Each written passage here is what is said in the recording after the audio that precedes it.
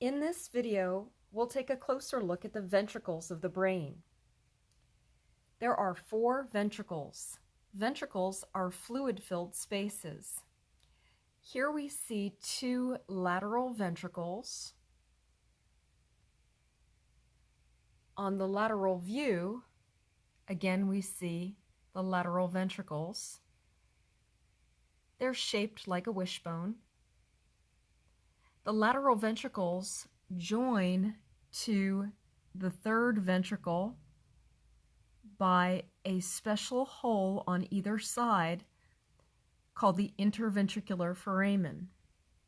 If we take a close look at this picture, there is an interventricular foramen here and an interventricular foramen here that joins the lateral ventricles to the 3rd ventricle. You'll notice there's a hole in the 3rd ventricle.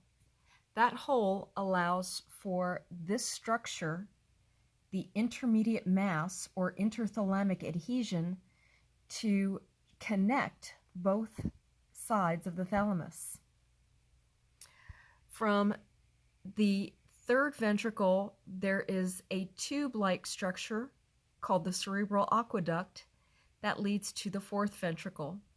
The 4th ventricle is better seen on an anterior to posterior view. There are 3 holes that allow cerebrospinal fluid to exit the ventricles and circulate in the subarachnoid space. There are 2 openings called the lateral apertures, and then there's another opening, a 3rd opening, which is the median aperture. On this model, we can see the lateral ventricles on either side.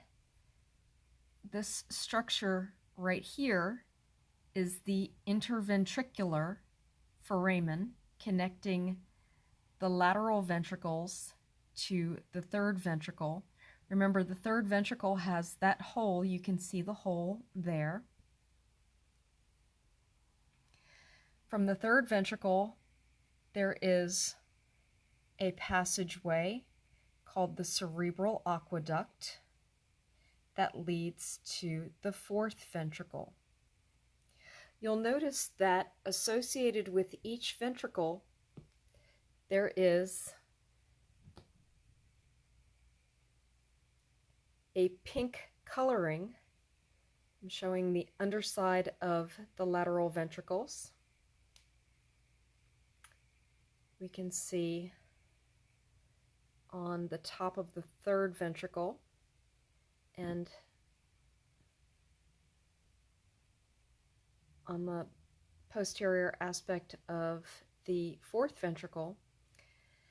Those pink colorings represent collections of blood vessels that are called the choroid plexus. Here we have, on this brain model in pink, a representation of the choroid plexus.